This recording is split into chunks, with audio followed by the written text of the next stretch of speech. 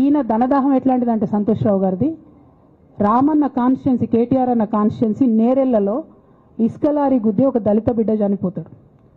సరే, దాని మీద పాపం అక్కడ ఆ రోజు అందరు యాజిటేషన్ చేస్తే ఈయన సంతాన అడ్వాంటేజ్ ఏంది, ఈడ కూర్చుంటాడు కదా సార్ దగ్గర, సీఎంఓలకి వెళ్ళి ఫోన్ చేసి అక్కడ ఉన్న పోలీసు వాళ్ళందరినీ ఒత్తిడి పెట్టి 7 దళిత బిడ్డల్ని కొట్టినరండి. 3-4 సార్లు 3rd డిగ్రీ వేస్తే ఇలా 7 కుటుంబాలు కూడా వాళ్ళు ఎందుకు కూడా ఏ పని చేసుకోలేనటువంటి పరిస్థితులలో ఆ దళిత బిడ్డలు ఉన్నారు. అది మొత్తం రాజకీయంగా బ్లేమ్ అంతా రామన్న మీదకి వచ్చింది. ధనదాహమేమో సంతన్నది, నేరం చేసిందేమో సంతన్న, ఈడికెళ్ళి ఫోన్లు చేసి ఒత్తిడి చేసి కొట్టిపించిందేమో సంతన్న, చెడ్డ పేరేమో రామన్నకు వస్తుంది. ఈ ఎగ్జాంపుల్ చెప్పడం కోసమే నేను ఈయన గురించి చెప్తున్నా, వేరే ఏం లేదు. ఇక సరే టానిక్ వీనిక్ ఈ వీటిలో వచ్చిన కేసులు ఏమవుతాయి, రేవంత్ రెడ్డి గారు ఆర్భాటంగా ఒక అనౌన్స్మెంట్ చేస్తారు. నేను ఇంతకుముందు చెప్పిన కదా, మ్యాచ్ ఫిక్సింగ్ ఎట్లుంటుందంటే 1 డే న్యూస్ అవుతుంది, టానిక్లో ఈయన మీద కేసు పెట్టిరని, 3వ రోజు పోలీసు వాళ్ళు ఎఫ్ఐఆర్ కొట్టేసారు. అది మీరు ఇంకా కనుక్కోండి. కాజ్ చేసేసారు, కేసు మూసేసారు. ఏం అండర్స్టాండింగ్ ఉంది, ఎందుకు మూసేసారు? At the same time Harithaharam, తెలంగాణకు హరితహారం అని పెద్దలు కేసీఆర్ గారు పెద్ద కళతోని 230 కోట్లు అక్కడ గోబీ డెజర్ట్ల వాళ్ళు చెట్లు పెట్టి చైనాను కాపాడుకున్నారు. మనం అదే స్థాయిలో తెలంగాణను బాగు చేసుకోవాలని పెద్దసారి హరితహారం అని పెడితే ఈయన దానికి నకిలీ ప్రోగ్రామ్ గ్రీన్ ఇండియా ఛాలెంజ్ అని పెడతాడు. తెల్లారులేస్తే సినిమా వాళ్ళని తీసుకురావాలి, రోజు ఒక ఫోటో వేసుకోవాలి. దాని వెనుక ఉన్న కుట్ర ఏంటంటే జీవో అమెండ్మెంట్ అవుతుంది సంతోష్ గారి గురించి. ఆ ఫారెస్ట్లను 10% ఇన్కమ్ ఎవరన్నా ఇస్తే అమ్యూజ్మెంట్ పార్క్లకు ఇస్తారన్నట్టు.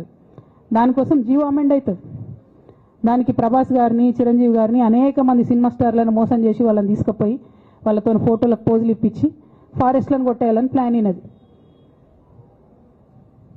ఇక ఈయనకి 2-3 మనుషులు ఉంటారు సంతనకి. ఆయన పోచంపల్లి శ్రీనివాస్ రెడ్డి అని ఎమ్మెల్యే. ఇది నాకు విషయం ఎవరు చెప్పారంటే మన పల్లరాజేశ్వరరెడ్డి అన్ననే చెప్పిండు. మీకు ఏమైనా డౌట్లు ఉంటే ఆయన అడగొచ్చు. ఈ పోచంపల్లి శ్రీనివాస్ రెడ్డి అనేట ఆయన వరికోల్ అనే ఊరు, సామాన్య కుటుంబం, మధ్యతరగతి కుటుంబం. ఇవాళ అక్కడ ఆయన శ్రీమంతుడు అని పిలుస్తారు పోచంపల్లి శ్రీనివాస్ రెడ్డి గారిని. ఇక్కడ నాకు పల్లరాజేశ్వరరెడ్డి గారు చెప్పిన సమాచారం ప్రకారం మోకిల్లాలో mega Srinivas Reddy, mega company ఉంది కదా, ఈ కాళేశ్వరంలో అవినీతి చేసిన mega company plus Pochampalli Srinivas Reddy garu కలిసి 750 కోట్ల విల్లా ప్రాజెక్ట్ చేస్తున్నారు మోకిల్లాల. ఏడికేళ్ళు వచ్చినాయి అవి? అవినీతి డబ్బులు కాదా? ఎట్లా వస్తాయి? ఎవరైనా who is this Pochampalli Srinivas Reddy? Santosh Rao classmate. అది తప్ప ఆయనకున్న అర్హత ఏం లేదు. ఆయనకి ఎమ్మెల్సీ వస్తుంది, కాంట్రాక్ట్లు వస్తాయి, ఇంకేందో వస్తాయి. అట్లనే నవీన్ రావు అని ఇంకొక ఎమ్మెల్సీ ఉంటాడు. ఆయన డైరెక్ట్గా మా ముఖం పట్టుకొని అందరం కూడా అంటాడు, నాకు ఎమ్మెల్సీ ఇచ్చింది కేసీఆర్ గారైనా నాకు దేవుడు సంతోషం అంటాడు ఆయన. నిన్న మొన్న వాళ్ళ ఫాదర్ని పట్టుకున్నారు పేకాటల. ఏమైంది కేసు? ఆల్రెడీ నవీన్ రావు గారు పోయి మన ముఖ్యమంత్రి గారు కాళ్ళు పట్టుకున్నట్టుగా తెలిసింది.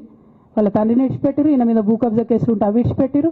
అంటే ఓ పక్క సంతోష్ రావు గ్యాంగు, ఇంకో పక్క హరీష్ రావు గ్యాంగు 100కు 100% రేవంత్ రెడ్డి గారితో, ఇక్కడ ఉన్న కాంగ్రెస్ ప్రభుత్వంతో, అవసరమైన సందర్భాల్లో పైన బీజేపీతోని వాళ్ళు కోఆర్డినేషన్లో ఉండి బీఆర్ఎస్ పార్టీకి జలగల్లాగా పట్టి పీడుస్తున్నారు. నిరంతరం బీఆర్ఎస్ పార్టీకి నష్టం చేస్తున్నారు.